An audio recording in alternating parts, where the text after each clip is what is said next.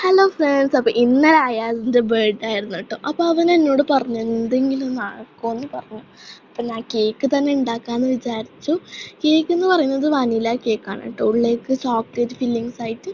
അപ്പോൾ അതിന് വനില കേക്കിൻ്റെ ബാറ്റർ തന്നെയാണ്, അതായത് 2 എഗ്ഗ്, ഹാഫ് കപ്പോളം ഷുഗറും വനില എസൻസും കൂടിയിട്ട് നന്നായി മിക്സ് ആക്കാം.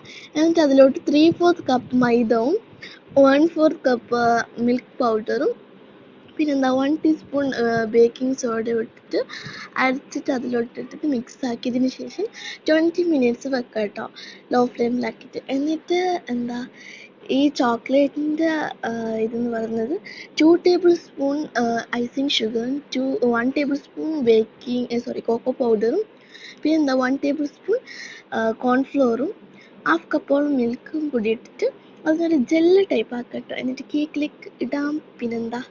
ഇതിൻ്റെ ഫുൾ വീഡിയോ, അതായത് ഞാൻ കട്ടാക്കുന്ന വീഡിയോസ് എല്ലാം വരുന്നതാണ്. ബൈ.